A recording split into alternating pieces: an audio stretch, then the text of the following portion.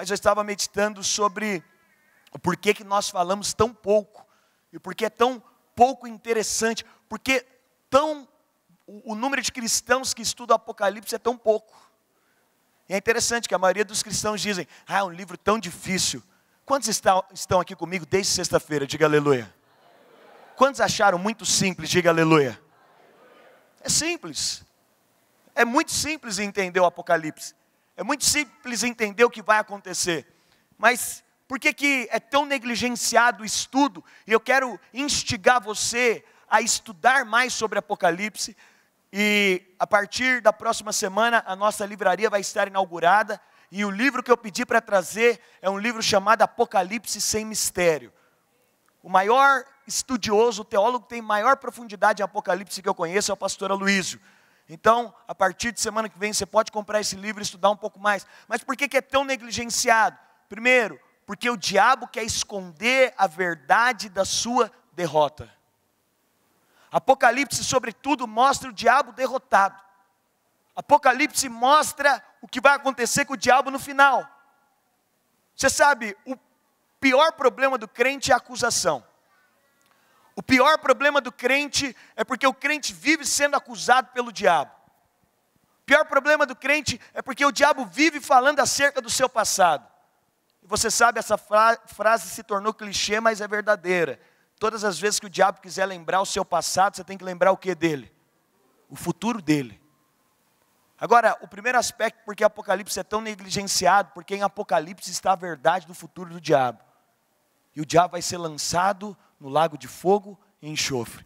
Ele vai ser condenado para sempre. Segundo aspecto é porque o livro não desperta bons sentimentos em cristãos relaxados. Abre lá em Apocalipse 2:10, o pessoal da mídia aí, na mesma velocidade de ontem comigo. Apocalipse capítulo 2, verso 10. Olha o que a Bíblia diz. Não temas o que hás de padecer, eis que o diabo está para lançar... Apocalipse capítulo 2, verso 25. Desculpa, 25. Não, 10, 25. Apocalipse capítulo 2, verso 25. Então somente apeguem-se com firmeza ao que vocês têm, até que eu venha. Ontem nós falamos aqui que na primeira vinda de Jesus, no primeiro momento da vinda de Jesus, Ele vai levar com Ele os vencedores. Pastor, todos os cristãos serão arrebatados? Não, somente os cristãos vencedores. Somente aqueles que responderam à vontade do Pai. Somente aqueles cristãos que deram uma resposta diante dos talentos e dons que receberam. Esses cristãos então, na primeira vinda de Jesus, que será como uma estrela da manhã, Ele virá pelas nuvens e no primeiro momento ninguém vai saber o que aconteceu. Nessa primeira vinda de Jesus, os cristãos vencedores serão levados. Por que o livro de Apocalipse é tão negligenciado? Porque o livro de Apocalipse nos desperta a um nível maior de compromisso com Jesus. O livro de Apocalipse nos desperta um compromisso com a eternidade. O livro de Apocalipse te mostra, e o livro de Apocalipse ele vai nos mostrar o seguinte: o que adianta você fazer tudo aqui, se no momento da vinda de Jesus, você não estiver apercebido, para que você possa subir. E como nós falamos aqui, e ontem eu falei, não vou recapitular tudo, obviamente, se você não estava, você pode depois, seu líder, compartilhar um pouco com você, mas a diferença de cristãos que são salvos e cristãos que são vencedores. O que eu preciso para ser salvo, meus irmãos? A salvação é tão somente pela graça. Lá em Romanos a Bíblia diz, seu coração você crê, com a boca confessar, você está salvo. Agora, para ser vencedor, eu preciso de obras. Eu me torno vencedor pelas minhas obras. Então, na vinda de Jesus, e a vinda de Jesus está próxima, na vinda de Jesus, e no primeiro aspecto da vinda de Jesus, Ele virá sobre as nuvens, e Ele raptará. A Bíblia diz que Ele virá como um ladrão que vem à noite. Ele virá e levará consigo os cristãos vencedores. O livro de Apocalipse é o tempo inteiro um despertar para que nós tenhamos uma vida cristã, para que nós tenhamos um estilo de evangelho que condiz então com a realidade de responder a Jesus. Eu dizia aos irmãos, muitos teólogos creem que o maior despertar da igreja acontecerá no momento que os cristãos vencedores forem tomados. Porque você imagina, a Bíblia diz, estarão dois no campo, um será levado e outro será deixado. A Bíblia está falando de quem? De cristãos. A Bíblia faz diversas menções acerca de que, e pelas parábolas de Jesus, cresce por cima então, que metade dos cristãos irão subir, e metade que não são vencedores permanecerão. E esses cristãos que permanecerão, eles terão um claro entendimento de que Jesus veio. E a Bíblia diz na parábola das virgens, que 5 virgens eram prudentes, elas tinham mantido o azeite. O que o azeite fala? O azeite fala de manter viva e aquecida a presença do Espírito Santo, de responder à vontade de Deus. Essas virgens então apercebidas, elas entraram no gozo do Senhor, mas as virgens que não estavam apercebidas, então elas ficaram para fora. Então os cristãos que não subirem, e por que muitas pessoas, elas não se interessam pelo livro de Apocalipse? Porque o livro de Apocalipse te faz um despertar de que você precisa se qualificar como vencedor. E a salvação é como se fosse uma universidade sem vestibular. No Brasil você tem vestibular, mas em muitos lugares do mundo não existe vestibular. Não sei se você sabia. A maioria dos países da América Latina não tem vestibular. Você entrou, você não precisa de fazer nada. Então você imagina, você entra na universidade sem fazer nada, mas para pegar o diploma, o que você precisa? De estudar. Para pegar o diploma, você precisa de se aprovar, e bem nas provas. Como acontece com o Evangelho, pastor? A salvação é então somente pela graça. Você não precisou de fazer nada para ser salvo. Você não precisou de pagar, você não precisou de fazer, você não precisou de ir a lugar nenhum. Mas agora, para se qualificar como um vencedor, é necessário que você então responda ao Senhor diante das provas e dessa escola chamada vida, que você dê respostas ao Senhor dia após dia. Por que não se estuda muito, pastor, o livro de Apocalipse? No livro de Apocalipse você vai ver 7 igrejas. E eu não vou ter tempo para falar sobre as 7 igrejas, mas nessas 7 igrejas, há um chamado de Jesus e um despertar para o primeiro amor. O livro de Apocalipse é um livro que nos desperta ao primeiro amor. O livro de Apocalipse é um livro que nos tira do ativismo e nos introduz no primeiro amor. E é interessante, porque quando nós falamos sobre primeiro amor não é o quanto você ama Deus. Primeiro amor não é como muitos imaginam, aquelas primeiras semanas depois do encontro que você se converteu. Primeiro amor não é como muitos imaginam, aquelas semanas que você aceitou Jesus. Não, primeiro amor na Bíblia é o amor de Deus por você. Primeiro amor é quando você lembra o quanto Deus te ama. O livro de Apocalipse o tempo inteiro, ele nos desperta ao primeiro amor. E poderia falar outras coisas, mas hoje eu estava meditando também. O livro de Apocalipse, ele bate de forma, e ontem nós falamos aqui, de forma contundente contra o universalismo. O que é o universalismo, pastor? Há alguns pastores, inclusive os mais famosos são de São Paulo, que são universalistas. A teologia do universalismo. O que é a teologia do universalismo? É a teologia que prega que todo mundo já está salvo.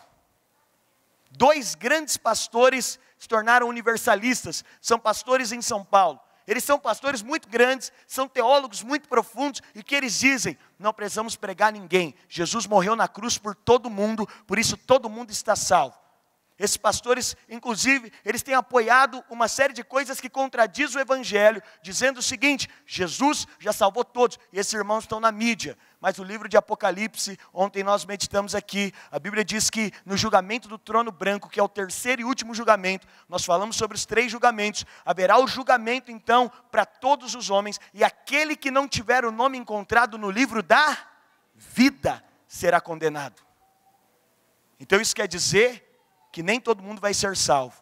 O livro de Apocalipse mostra então que nem todo homem vai ser salvo, que a salvação é somente em Jesus, que para ser salvo é necessário então que nós possamos reconhecer o nome de Jesus. Nós falamos aqui, e há uma diferença então entre ser um cristão vencedor e ser um cristão salvo. O grande encargo de Deus, o grande encargo de Jesus é que ao voltar, Ele nos encontre preparados, que ao voltar, Ele nos encontre aptos, que Ele nos encontre preparados. Pastor, e o que Deus vai requerer de mim? Aquilo que Ele te criou para ser. O grande desejo de Deus E a Bíblia diz, então, que o primeiro julgamento, o julgamento dos cristãos, será o tribunal de Cristo. No tribunal de Cristo, Ele vai então avaliar todas as obras que nós praticamos. Tudo que você tem feito vai ser avaliado no tribunal de Cristo. De alguma forma, eu já fui em muitos velórios. As pessoas acham que a morte deixa a pessoa boa. As pessoas acham que morreu fica bom. Não, o camarada era todo atrapalhado, ele morreu, ele ficou bom. Ficou bonzinho. Não, morreu, vai ficar todo mundo igual. Não, diante da Bíblia não. As obras que você tem praticado, você vai levar essas obras. Sejam boas, sejam más. Uma vez que você se converteu e aceitou Jesus, uma vez que você é salvo para sempre. Quantos crentes são salvos para sempre? Diga amém. Uma vez que você é salvo para sempre. Mas a grande questão é o seguinte, nós queremos mais do que ser salvos, nós queremos ser uma igreja de vencedores. Quem são os vencedores, pastor? São aqueles que respondem a Jesus, que respondem ao amor de Jesus, e fazem então com que sua vida seja uma resposta a essas obras. Ontem me perguntaram sobre o julgamento. Então, o primeiro julgamento, quando Jesus vem, Ele vai estabelecer, Ele vai tomar para si os vencedores, e haverá então o primeiro julgamento do tribunal de Cristo, onde haverá a ressurreição de todos que morreram em Cristo. Todos que morreram em Cristo, quando Jesus voltar sobre as nuvens, nessa primeira volta, todos que morreram em Cristo ressuscitarão. Então, todos os que adormeceram em Cristo, eles ressuscitarão com o corpo glorificado, e eles serão julgados no tribunal de Cristo. O julgamento do tribunal de Cristo, você e eu, que somos cristãos, não vamos ser julgados para definir se você vai para o céu ou para o inferno. O inferno já é uma questão resolvida. O inferno já é algo que está resolvido. Nós seremos julgados pelo quê? Pelas obras que nós temos praticado. Pelas obras que nós temos executado. Então, quando falamos sobre isso, aquele então que for encontrado e as suas obras forem, a Bíblia diz, ouro, prata e pedras preciosas, esses ganharão um galardão do Senhor. Eu te digo, o grande encargo é que nós possamos ganhar um galardão do Senhor. O grande encargo é usar a nossa vida para que nós possamos cumprir o propósito eterno de Deus, para que quando estivermos diante do Senhor, haja um galardão do Senhor em relação a nós. A vinda de Jesus está próxima, irmãos. É interessante porque a Bíblia fala de uma forma tão contundente sobre a vinda de Jesus. Lá em Mateus, no capítulo 24, no verso 34. A Bíblia fala, Jesus está falando sobre o fim dos tempos. E eu digo para os irmãos, eu estava ontem discutindo, estava em casa e estava falando com meu cunhado, ele estava fazendo algumas perguntas, estava falando com a minha esposa e tudo nos leva a crer escatologicamente que Jesus volta ao terceiro dia. Lá em Salmos capítulo 90, a Bíblia diz que um dia para Deus é como se fosse 1000 anos. Se Ele volta no terceiro dia, então Ele volta no terceiro milênio. E nós estamos no terceiro milênio. E aí, então, nós estávamos discutindo um pouco sobre isso. E minha esposa falou, então, pode ser até o final do terceiro milênio. Eu disse, mas eu não creio que demore tanto. Eu não vejo possibilidade de ainda haver 1000 anos de existência terrena. Não vejo possibilidade. Nenhum aspecto. Desde o aspecto da natureza ao aspecto de nada é sustentável mais. E uma das coisas que comprovam o final dos tempos é o crescimento do Islã. O crescimento do Islã, todos os teólogos, ao olhar as profecias bíblicas, eles identificam então o surgimento e o crescimento como algo que vai apontar para os últimos dias. Como algo que aponta para os últimos dias. Lá então em Mateus 24, 34, a Bíblia diz, eu lhes asseguro que não passará esta geração até que todas essas coisas aconteçam. Em 1948, Israel se torna nação de novo e tem algo profético sobre o Brasil, porque existe algo profético sobre a nação de Israel. A Bíblia diz que Jesus veio para os que eram seus, mas os seus não os receberam. Mas haverá então um momento que ele se manifestará aos judeus. Haverá um momento então que os judeus receberão da manifestação de Jesus. Mas o fato é que eles rejeitaram para que os gentios pudessem aceitar. Em uma das viagens a Israel, no Muro das Lamentações, existe um muro chamado Muro das Lamentações lá em Israel. E por que Israel é tão importante, pastor? Porque Israel é a figueira. E Jesus disse, olha, olhe para a figueira, e a figueira vai dar sinais da minha volta. Olhando para a figueira. E por que então é tão importante essa profecia? Lá de Mateus 24, 34. Porque Jesus está falando, olha, depois que a figueira amadurecer, não vai passar a próxima geração sem que eu venha. Em 1948, irmãos, algo impossível de acontecer, aconteceu. Israel foi reunida novamente. Quem aqui já viajou e teve a oportunidade? Em 2 lugares do mundo tem o Museu do Holocausto. É um dos lugares mais opressores que eu já entrei. É algo que aconteceu ontem. É algo recente na história. Você sabe, os judeus foram dizimados. E foram mortos mais de 6 milhões de judeus no Holocausto. E o Museu do Holocausto é tão forte, porque uma das cenas que mais marcou no Museu do Holocausto, 2 cenas marcaram muito. Uma delas é que, logo que você entra no Museu do Holocausto, eles fizeram um buraco no chão, como se fosse uma piscina, e cobriram ela de vidro. E você olha para baixo, e são sapatos de pessoas que ficaram para trás fugindo da guerra. Então está lá os sapatos das pessoas. E você fica olhando e imaginando, pessoas usaram, algo recente, usaram esses sapatos. Mas uma outra parte que me marcou muito, é que em uma parte do museu, eles pegaram algo que estava no bolso das pessoas, foram levadas para os campos de concentração. E normalmente a pessoa colocava no bolso aquilo que era mais importante para ela. Então, no bolso das pessoas, quem já assistiu aquele filme A Vida é Bela, viu o que os judeus sofreram, e aquilo ali, na verdade, superficialmente mostra o que aconteceu com os judeus. E aí, então, você pode olhar vários soldados e o que tinha no bolso deles. E é interessante porque 2 me marcaram muito. Um deles tinha foto da criança pequena, certamente era filha dele. No momento, então, que ele é tomado para ir para o campo de concentração, ele pega o que mais importante tinha. Foram 6 milhões de judeus mortos. Ele coloca a foto. E um outro, na data que ele é levado para o campo de concentração, era exatamente a data que ele tinha descoberto que ele tinha passado no vestibular de medicina. Então estava no bolso dele. Então os judeus foram dizimados pelo mundo. E depois de poucos anos, não se via probabilidade nenhuma da figueira florescer. Então, 1948, e é algo profético, porque isso, 48, 49, isso se estabelece. Israel volta a ser então um Estado. Israel então volta a ser reconhecida como uma nação. E é algo profético sobre o Brasil, porque um brasileiro fez parte desse pacto para que Israel voltasse a ser uma nação. Pegaram então um bocadinho de terra e deram para eles. Por que é uma briga entre Israel e Palestina? Porque na verdade o território de Israel é muito mais que aquilo. Mas agora devolvem para esse povo. E passa-se então pouquíssimos anos. E a Bíblia está dizendo que não vai se passar mais uma geração. Na verdade, eu não creio que necessariamente uma geração na Bíblia é 70 anos. Então daria 2018. Eu não creio necessariamente que Jesus volte em 2018. Você sabe que uma geração na Bíblia pode ser 40 ou 70 anos. Muitos teólogos, com base nessa profecia, eles faziam afirmações que 1948 com 40 daria 1988. Muitos fizeram previsões que Jesus voltava em 1988. Diziam que tinha certeza. E tinha gente que fazia previsões e certezas sobre isso. A Bíblia diz que ninguém sabe o dia nem a hora. Mas o fato é o seguinte, tudo aponta para o fim. E é interessante porque ontem eu dizia que todas as nações vão se voltar contra Israel.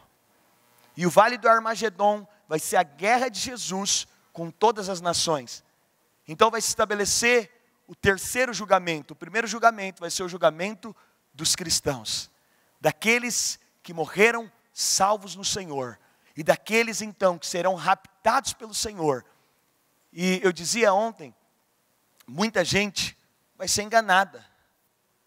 Por quê? Porque o primeiro julgamento, e quando a Bíblia fala sobre o primeiro julgamento, os cristãos vencedores irão desaparecer. E todo esse investimento de Hollywood para falar de extraterrestre, de gente que sumiu. Eu não sei se você, quando você assiste TV à tarde, fica passando essas baboseiras, né? Que não sei quem viu num campo, um disco voador, e não sei mais o que. No primeiro momento, então, vai se crer de fato nisso. As pessoas vão acreditar nisso. Elas vão achar que isso é verdade, que os cristãos vencedores foram tomados, mas foi algum alienígena que tomou eles. Mas não vai ser não. Vai ser o nosso noivo que vai chegar às portas para buscar a sua noiva. E nós anseiamos isso. Então, Jesus vai tomar-nos para Ele. Depois, então, haverá 3 anos e meio na terra da maior paz que a terra já houve. 3 anos e meio de muita paz. 3 anos e meio de um governo mundial estabelecido. 3 anos e meio onde os homens provarão muita paz. Talvez aqui você já viu teorias da conspiração, como os Illuminatis e outras coisas assim. São coisas verdadeiras. Há pessoas trabalhando para que haja um governo mundial. E eu digo para os irmãos, tudo tem apontado para a necessidade de um governo mundial. Pastor, o que aponta a necessidade de um governo mundial? O problema do terrorismo é uma coisa que aponta a necessidade de um governo mundial. Interessante, quando você sai de um país para outro, o controle migratório é fortíssimo. Quando você sai de um lugar para o outro, há um controle total de quem você é, onde você está. Eu não sei no seu celular, mas é interessante, você sai do Brasil, ou qualquer cidade que você sai, se você sair de Santo André para São Bernardo, você sai do Brasil, quando você chega em outro país, o Google te fala, bom dia, Dênio. Você está no Peru e hoje vai chover. Posso ativar o seu controle de localização? O Google já pediu isso para algum de vocês? Você acha que ele não sabe onde você está, né? Você acha que ele está te pedindo porque, obviamente que não. Já há um controle completo de onde você está. Já há um controle. Então, aonde você está, mas por que haverá essa necessidade? Porque o crescimento da violência e do terrorismo vai obrigar que todas as nações reconheçam a necessidade de um governo mundial. Que todas as nações, você sabe, já existe a ONU. Isso no tempo de Apocalipse, isso era algo ilógico. Mas todas as nações vão ter que reconhecer um governo mundial. E hoje a ONU já faz o papel de um governo mundial. Então, todas as nações, existem regras que estão acima das regras de cada nação. A ONU tem regras que ela está acima da regra de cada nação. A nação não pode fazer o que ela quer. Ela tem uma regra superior. E isso vai crescer. Então, vai ser estabelecido o governo do anticristo. E o anticristo vai governar. E os cristãos vencedores não estarão aqui. Agora, quando o anticristo governa, é interessante quando nós falamos de Apocalipse, nós vemos tantos sinais da vinda de Jesus. Tantos sinais que isso está próximo. Tantos sinais que ele vem. E o que é importante para nós? O importante não é ficar preocupado só com os sinais. Tem irmão, e é interessante quando nós falamos de escatologia, tem gente que ficou vidrada em escatologia. Tem gente que ficou, e aí qualquer pessoa que aparece fala, não, é o anticristo. Eu lembro quando o Obama apareceu, irmãos, eu lembro que eu ainda era adolescente, eu tinha me convertido há pouco, e eu tinha começado a estudar escatologia naquele momento. E quando o Obama apareceu, eu tinha certeza que ele era o anticristo, né? É verdade. E aí eu fiz um vídeo, né? Pegando todos os fatos do porquê que o Obama era o anticristo. E aí pegava as profecias e conectava com o Obama para dizer, o Obama é o anticristo, estamos no final dos tempos. E eu fiz um vídeo, investi, acho que foi mais de semanas, fazendo a edição desse vídeo e tal. Mas é interessante, o importante nós não nos preocuparmos tanto com aquilo que vai acontecer. O mais importante é nós estarmos apercebidos ao nosso noivo. O mais importante é nós estarmos preparados para o nosso amado.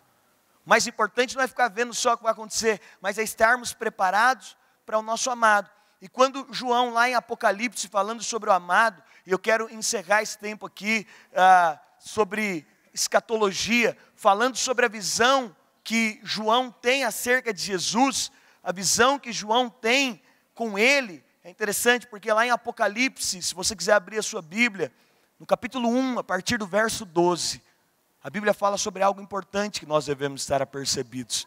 João tem a visão. Quando João tem essa visão, em Apocalipse capítulo 1, e nós vamos do verso 12 ao verso 20, a Bíblia diz, voltei-me para ver quem falava comigo, voltando-me vi 7 candelabros de ouro, e entre os candelabros alguém semelhante a um filho de homem. Quem são esses 7 candelabros de ouro, meus irmãos? Na profecia, os 7 candelabros é a igreja. Diga, os candelabros são a igreja. João disse, então eu vi entre os candelabros alguém semelhante a um filho de homem, com uma veste que chegava aos seus pés e um cinturão de ouro ao redor do peito. Verso 14, sua cabeça e seus cabelos eram brancos como a lã, tão brancos como a neve, e seus olhos eram como chama de fogo. Seus pés eram como um bronze numa fornalha ardente, e a sua voz como um som de muitas águas. Tinha em sua mão direita 7 estrelas, e da sua boca saiu uma espada afiada de 2 gumes. Sua face era como o sol quando brilhava em todo o seu fulgor. Quando vi, caí aos seus pés como morto. Então ele colocou sua mão direita sobre mim e disse, não tenha medo, eu sou o primeiro e o último. Sou aquele que vive, estive morto, mas agora estou vivo para todo sempre. E tenho as chaves da morte e do Hades. Verso 19, escreva pois as coisas que você viu, tanto as presentes como as que estão por vir.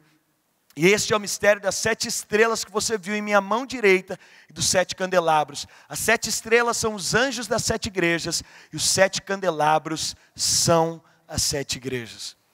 Interessante porque João tem uma visão em Apocalipse. E ele tem a visão daquilo que nós devemos ansiar e aguardar. O que nós devemos ansiar e aguardar? A vinda de Jesus. Interessante porque nos evangelhos nós não vemos uma menção do aspecto físico de Jesus. Nos evangelhos não há uma preocupação de falar do aspecto físico, mas aqui a Bíblia em Apocalipse mostra como é que ele vai voltar. Quem é esse que nós estamos aguardando? Quem é esse que nós estamos desejando? Quem é esse que vai vir nos encontrar? E eu sei, eu quero falar para você, o maior prazer que você tem na terra vai ser, o maior prazer que você teve aqui já, vai ser menor do que o menor prazer que você vai ter no céu. Quando nós falamos sobre Jesus, e aqui João tem a imagem de Jesus, quero te falar, não há nada que seja mais desejável do que Jesus. Nós estamos falando nesses dias, que Ele vem para buscar os crentes vencedores, mas sabe qual é o nosso encargo? O nosso encargo é ver Jesus. O nosso encargo é que Ele venha nos buscar. Eu te falo, imagine que eu diga para você o seguinte, você vai fazer uma viagem, eu vou te mandar 20 dias para os Estados Unidos. E eu vou colocar 10 milhões na sua conta. Uau! Aleluia, tem irmão recebendo já, glória. 20 dias nos Estados Unidos com 10 milhões na sua conta. E aí eu digo para você o seguinte, mas é o seguinte, tudo que você gastar nos Estados Unidos vai ficar nos Estados Unidos. Você tem 10 milhões na sua conta. Mas tudo que você gastar lá vai ficar lá. É interessante, você mora no Brasil, você tem esses 10 milhões. Os 20 dias você está lá, alguém chegaria lá e iria atrás de um corretor para comprar uma casa? Alguém falaria, não, eu quero comprar uma casa aqui muito grande, eu quero comprar 2 carros, e aí você vai lá e gasta seus 20 milhões lá, os 10 milhões lá, quando dá 20 dias você vem embora. O que você pode trazer? Nada. Alguém faria esse investimento lá? Sabe como que é a nossa vida aqui na terra? Deus te deu dons, talentos e aptidões. Só que você está numa viagem que tem prazo para acabar. Tudo que você gastar na terra vai ficar na terra. Tudo que você colocar aqui vai ficar onde? Aqui. É por isso que a Bíblia nos adverte diversas vezes. Olha, não ajunte tesouro aqui. Não está falando só de nada financeiro, não. Está falando, não coloque o seu coração aqui na terra, não. Não coloque a sua esperança aqui na terra, não. Por quê? Porque essa viagem vai acabar daqui a pouco. E quando essa viagem acabar, muitos se arrependerão de ter gasto tudo que Deus deu para eles aqui. Sendo que daqui nós não vamos levar nada. Então quando olhamos para a visão de João, então deixa escrito a visão de Cristo. Como Jesus está, é interessante porque os evangelhos não descrevem, mas João descreve. Então, a primeira coisa que João descreve, e lá no verso 12, fala sobre a roupa de Jesus, fala de Cristo como sumo sacerdote.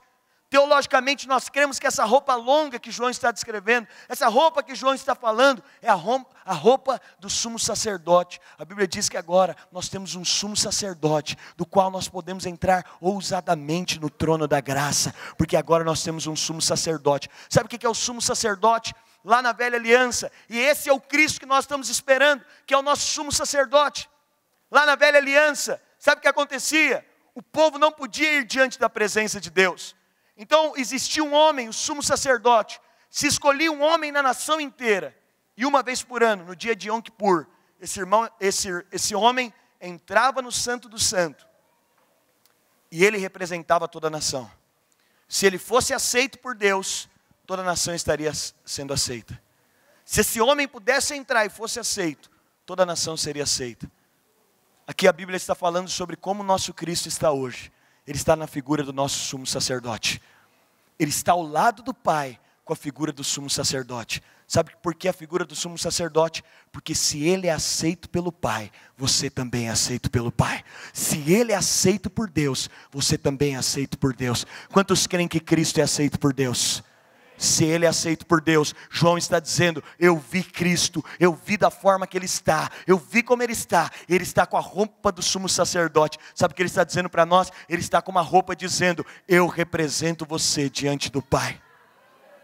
Você entende? Sabe como vai ser a nossa chegada no céu?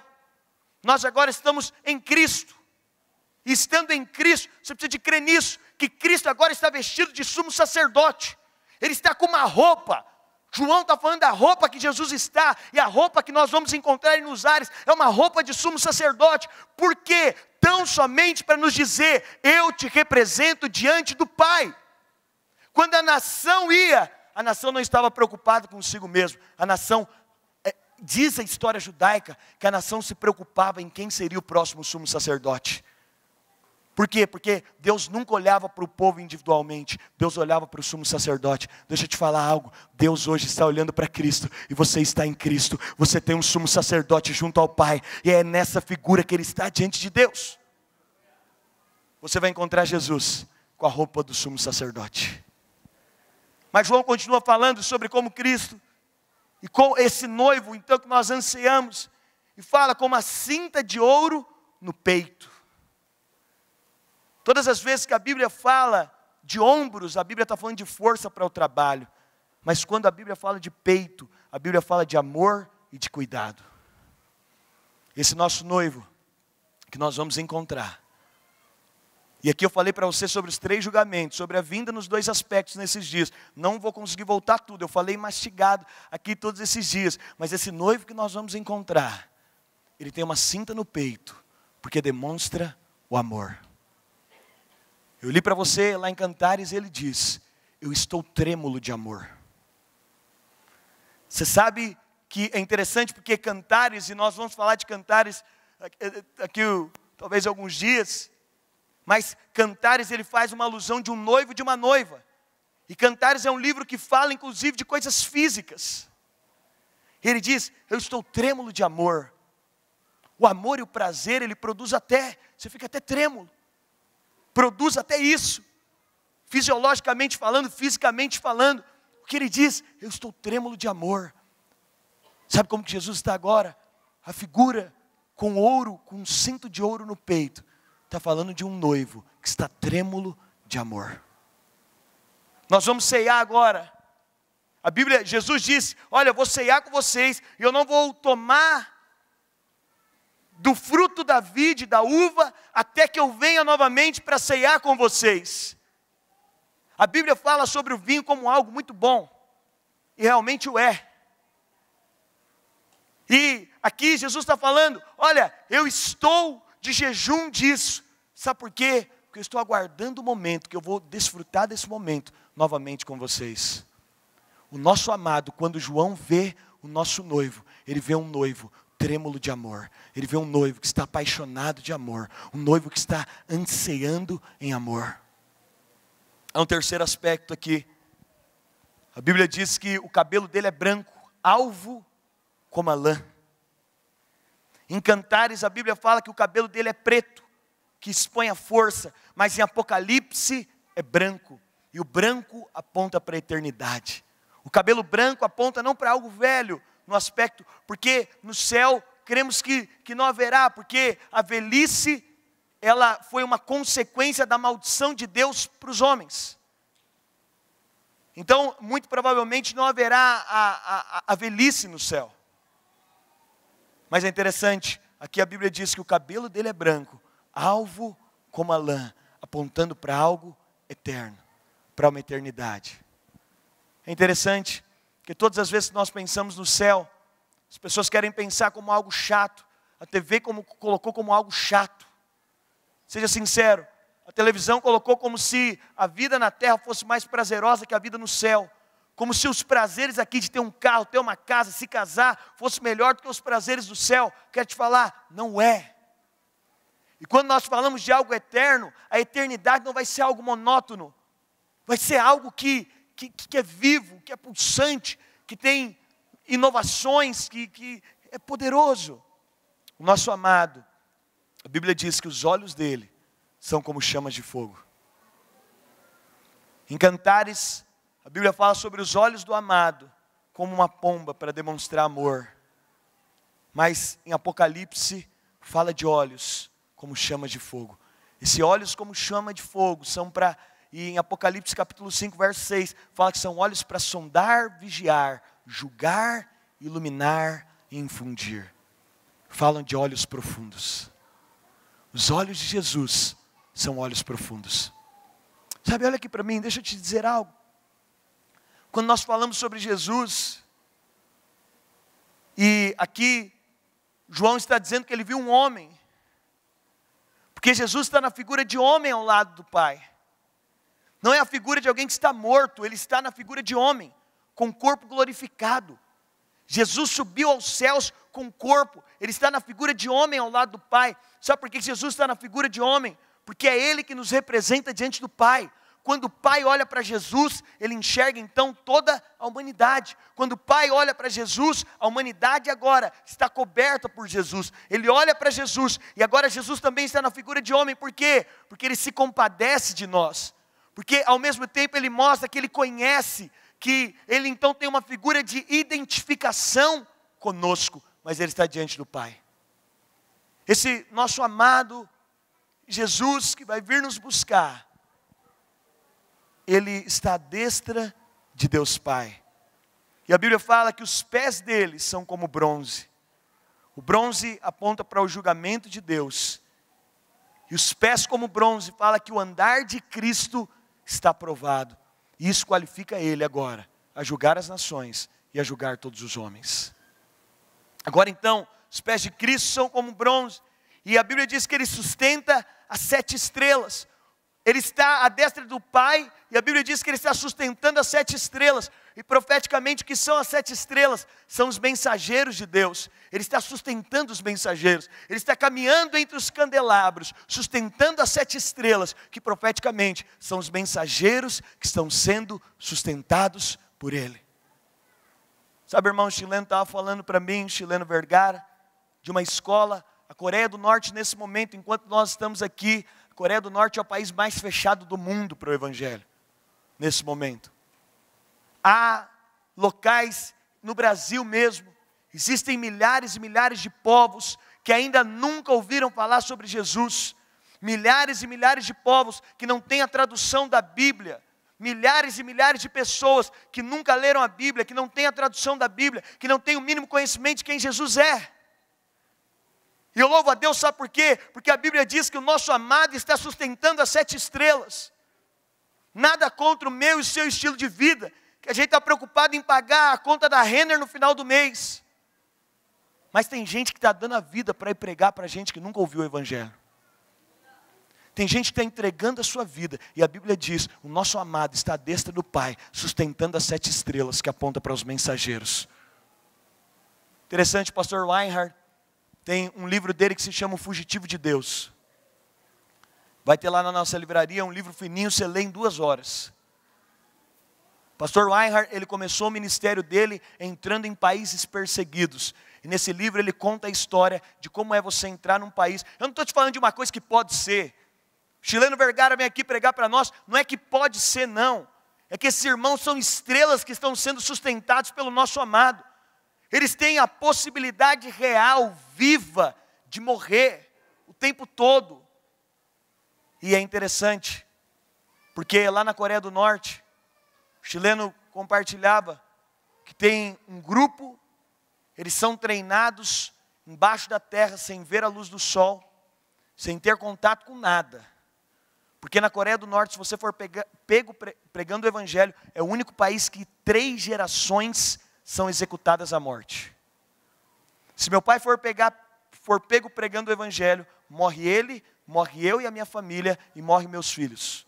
3 gerações inteiras mortas. Sabe por quê? Para que esses caras estão se preparando? Sabe por que eles se preparam? Eles são estrelas que estão na mão do amado. Sabe por quê? O nosso amado tem encargo, ele morreu por todo mundo. Ele está olhando para a Coreia do Norte agora. O nosso amado está olhando para tribos ribeirinhas que nunca ouviram falar do amor de Jesus. Essas estrelas estão na mão dele. Nós enviamos, por isso que missões é tão importante. Semana passada nós enviamos um missionário que diz que quer morrer no campo missionário. São estrelas que estão na mão do amado. Por quê? Porque a visão do nosso amado, e eu sei, como eu estou dizendo, quando fala sobre escatologia, não gostam de estudar escatologia, porque a escatologia nos tira da mediocridade da nossa vida, dos nossos problemas tacanhos e pequenos, e nos leva a enxergar que existe uma eternidade, que existe um amado, que ele morreu, e que um dia ele vai voltar para buscar a sua noiva, e que há um desejo no coração dele, de que mais pessoas sejam salvas. Sabe por que nós fazemos encontros? Sabe por que nós fazemos jejuns para a nossa família ser alcançada?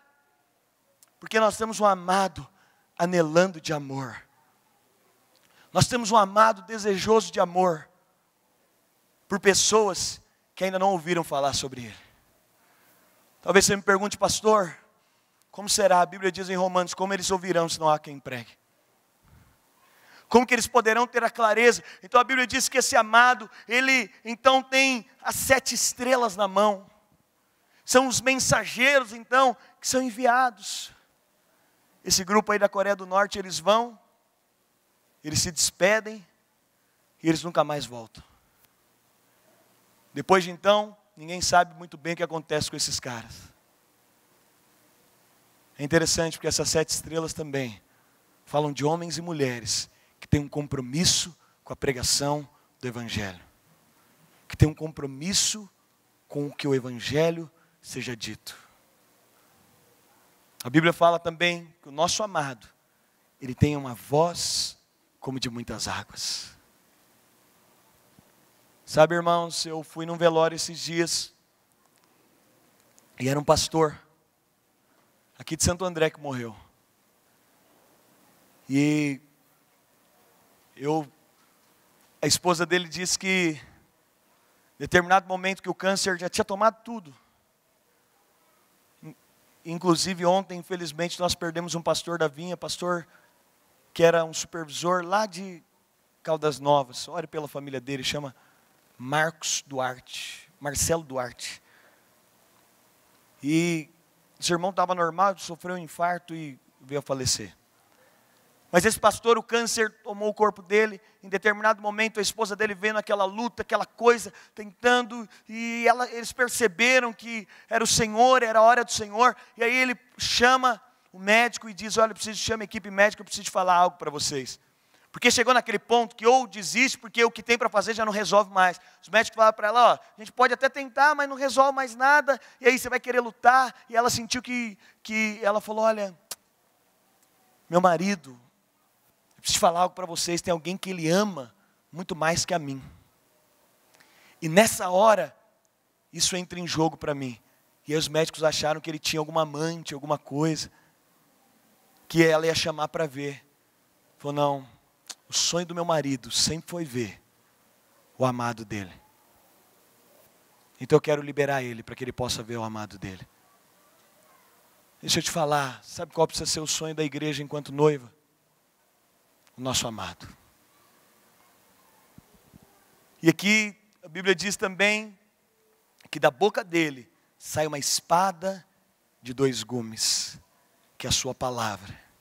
E por último João diz, o rosto dele brilha como o sol. Um dia nós vamos ter esse encontro com Jesus. Nós vamos ceiar hoje. Nós ceiaremos com ele. Nesses 3 dias eu estou te falando sobre escatologia, sobre tudo aquilo que vai acontecer. E hoje, especificamente, eu senti que deveria te falar sobre quem ele é, como ele está preparado para nos encontrar. Mas sabe o que é interessante? e eu dizia aqui, lá no primeiro dia, quando na cultura judaica, um homem resolvia se casar com uma moça, então ele chamava um amigo, e esse amigo ia acompanhar essa moça, esse amigo era chamado de amigo do noivo. Esse amigo do noivo ia acompanhar a noiva, e a noiva seria acompanhada, e o noivo sairia da cidade. E quando a noiva estivesse pronta, o amigo do noivo sentisse que a noiva estava pronta, o amigo do noivo ia buscar, então mandava buscar o noivo, e o noivo entrava pela cidade, porque o amigo do noivo tinha dito, a noiva está pronta. É interessante porque Jesus vai ao Pai, mas Ele deixa um amigo conosco. Sabe quem é um amigo do noivo? Espírito Santo. O Espírito Santo está nos preparando para no momento oportuno dizer ao noivo, estão preparados. Então Ele vai voltar para nos encontrar. Eu queria orar com você. A Bíblia diz que depois de todas as coisas, depois de nós reinarmos com Cristo, aqueles que reinarão com Cristo, haverá novos céus e nova terra. Irmãos, eu não sei como vai ser o céu, mas eu posso falar para você, vai ser algo infinitamente mais empolgante que a terra. Todas as vezes que eu faço uma viagem para algum lugar, que a banda pode vir, todas as vezes que eu faço uma viagem para um lugar que eu acho muito bacana, eu digo, isso aqui em nada se compara àquilo que nós teremos. Isso aqui em nada se compara com aquilo que nós vamos receber do nosso noivo. E a Bíblia diz que esse nosso noivo, ele está cheio de amor. Está cheio de expectativa por poder nos encontrar. Mas sabe o que é interessante? É que a Bíblia diz que nós somos a noiva. Mas a Bíblia fala lá em Cantares sobre uma noiva que ela não estava, e Jesus também fala acerca das virgens que não estavam preparadas para que o seu noivo se manifestasse. Uma noiva que não estava com o coração preparado para o seu noivo. Uma noiva que estava desapercebida acerca do seu noivo. Olha aqui para mim, ontem eu até perguntei, tem irmãos aqui próximos a casar. Tem irmão que vai casar aqui no nosso meio, 2 anos antes ele pede dispensa de tudo. Ô pastor, você sabe, vou casar em 2020, queria pedir o senhor aí, não dá para eu liderar a célula mais, eu não ter convívio nas reuniões, né? O irmão não vem na reunião, irmão, senti sua falta, ô pastor, vou casar daqui 2 anos, você sabe, né pastor? Casar daqui 2 anos é difícil, pastor, casamento vai ser daqui 2 anos. Aí você fala, irmão, eu estava te esperando para a gente fazer tal coisa. Ô pastor, daqui 2 anos eu vou casar. Irmão, tinha jejum de 40 horas. Não, pastor, vou casar daqui 2 anos, pastor. Como é que eu posso jejuar, pastor? Daqui 2 anos eu vou casar, tenho que me preparar. É tão interessante. Eu olho isso, é comum. Uma mulher, quando ela vai se casar, ela muda tudo. É uma revolução. Às vezes ela fala, eu preciso de perder uns quilos. Ela faz uma revolução. Ela muda dieta. Ela consegue fazer o que na vida inteira ela não conseguiu fazer. Por quê? Porque é a expressão de uma noiva apaixonada. É interessante, eu não sei aqui quem já se casou, mas você que casou, você vai concordar comigo. Você não tem dinheiro para nada. Se alguém falar para você, me arruma 50 reais, você não tem. Se te virar de ponta cabeça e chutar, não sai 50 reais. Você vai casar, aí no final eu pergunto para o irmão, e aí irmão, quanto você gastou, pastor? 85 mil. De onde saiu? Não sei, pastor. Sabe o que é isso? A expectativa do casamento gera coisas, recursos que a gente nem tinha. É tão interessante que quando você vai se casar, quando você está na expectativa para se casar, você está preparado. Eu não conheço até hoje, pode ser que aconteça, mas nunca vi alguém que esqueceu a data do casamento. No dia do casamento, cadê o marido? Ah, rapaz, você ligou, estou aqui na praia, puxa vida, fui lembrar agora. O noivo não esquece, mas a noiva, meu irmão, mas de jeito nenhum, de forma alguma, ela está preocupada com cada detalhe. Sabe o que eu acho interessante de casamento? E a Bíblia fala, a Bíblia começa com o casamento de Adão e Eva. Jesus faz um milagre num casamento, e a Bíblia finaliza num casamento. Sabe qual é o casamento final? Sabe por que nós nos casamos?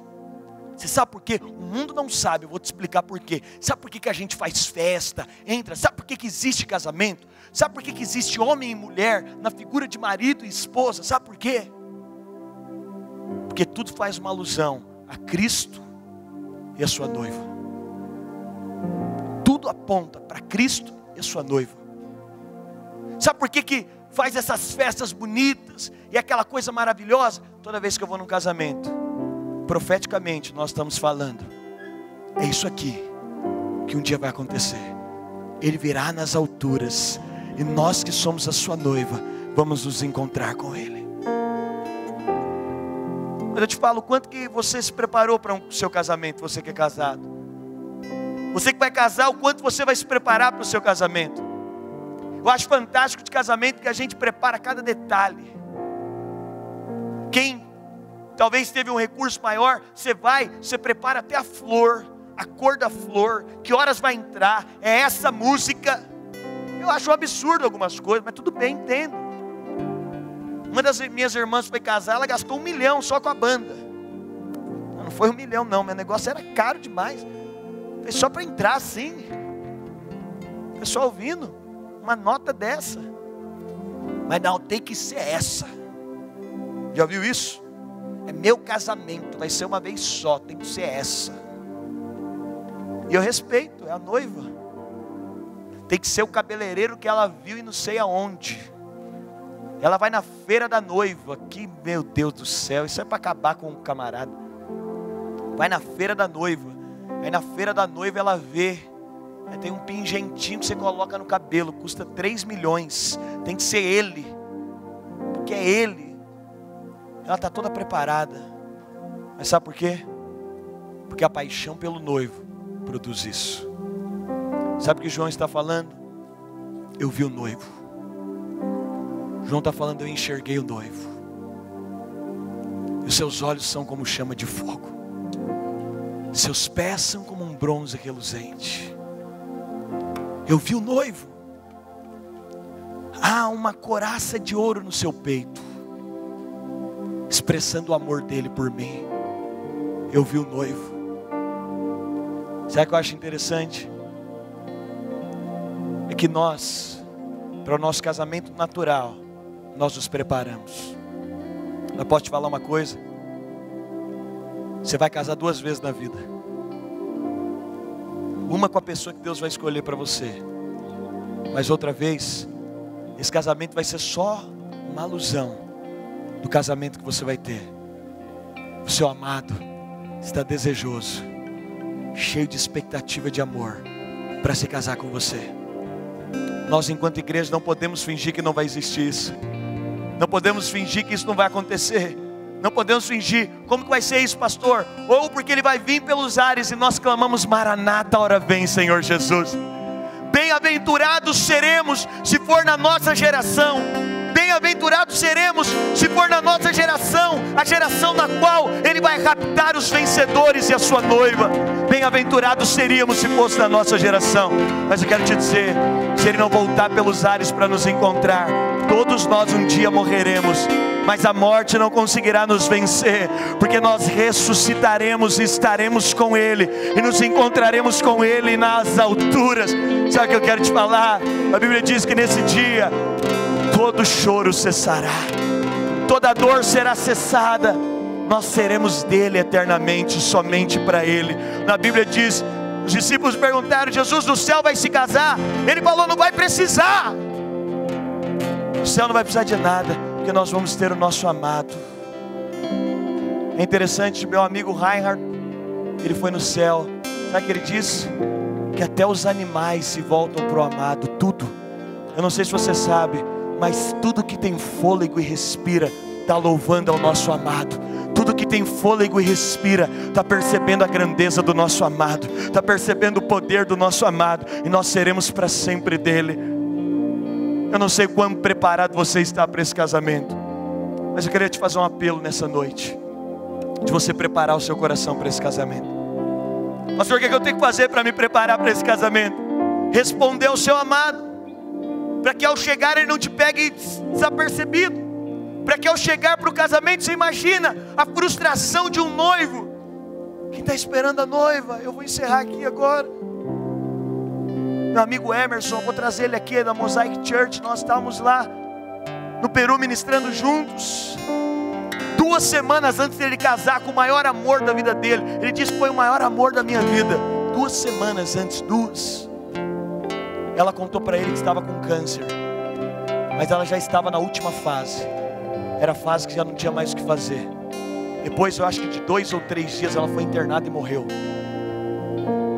Ele entrou em colapso, porque a casa estava pronta, o vestido dela estava pronto, estava tudo pronto. Lá em Cantares fala de um noivo que batia a porta e dizia: amada minha, noiva minha, pomba minha. E a Bíblia diz que havia uma noiva lá dentro que estava deitada e dizia: eu não vou me levantar, eu já troquei as minhas roupas, eu já fiz os meus projetos, eu não vou me levantar. E a Bíblia diz que então o amado se vai. Jesus está falando isso sobre as virgens. Ele está dizendo: eu vou chegar. E aí o Emerson disse: eu fiquei frustrado, minha vida perdeu sentido. Sabe por quê? Porque o noivo não tinha mais a sua amada. Sabe o que João está dizendo? Ele está dizendo: o nosso amado, ele tem olhos de amor por nós, e ele está agora desejoso, na expectativa. Sabe como eu vejo Jesus à destra de Deus Pai? Sabe como eu vejo? Sabe como eu vejo, Evandro? Eu vejo Jesus à destra de Deus Pai, igual alguns rapazizinhos que querem entrar em corte. E a gente fala: espera, filho, espera um pouco. Ele fala: não, pastor, eu quero logo, eu gosto demais dela, eu sei que ela gosta de mim. Mas espera um pouco, espera mais um pouquinho. Não, eu quero logo. Sabe como eu vejo Jesus à destra de Deus Pai? Como esse amado desejoso. Eu quero logo estar com ela, eu quero logo. Mas a Bíblia diz que tudo compete a Deus Pai. Mas deixa eu te falar, está chegando o dia que nós nos encontraremos com Ele. E a grande questão é: nós queremos estar preparados para nos encontrar com Ele. Nós queremos desejar: pastor, o que eu devo desejar na minha vida se encontrar com Ele? Pastor, o que eu devo ansiar na minha vida se encontrar com Ele? Você estuda, você trabalha, você tem uma empresa, tudo que você faz, tudo que nós fazemos, mas tem um anseio. Por isso que Paulo diz: para mim o morrer é lucro. Paulo estava dizendo: se eu morrer agora eu estou no lucro. Sabe por que Paulo estava dizendo isso? Porque se eu morrer agora, eu vou poder me encontrar com o meu amado. Mas ele estava dizendo: todavia, se eu viver, o meu viver é Cristo. Deixa eu te dizer algo, Ele está vindo, Ele está vindo. E nós, enquanto noiva, estamos nos ataviando para Ele, estamos nos preparando para Ele. Como essa noiva que vai lá na Expo Noivas, porque ela quer o melhor vestido, ela quer o melhor detalhe, ela quer o melhor sapato. Talvez alguém diga para essa noiva: para de besteira, você quer essa música, essa banda, não vai mudar nada, isso aí não vai mudar nada, ninguém vai ver. Mas ela está dizendo: não, meu amado vai perceber, meu amado vai olhar para mim. Ele tem olhos de fogo. Sabe o que são os olhos de fogo? São olhos que penetram com profundidade. Ele está olhando tudo que nós fazemos, Ele está olhando tudo que nós edificamos, Ele está olhando cada detalhe, cada entrega, cada jejum, cada desejo, cada disposição, cada vez que você se propõe a responder a Ele, Ele está olhando para nós. Quero que você feche seus olhos agora. Você só medite nessa visão de João agora.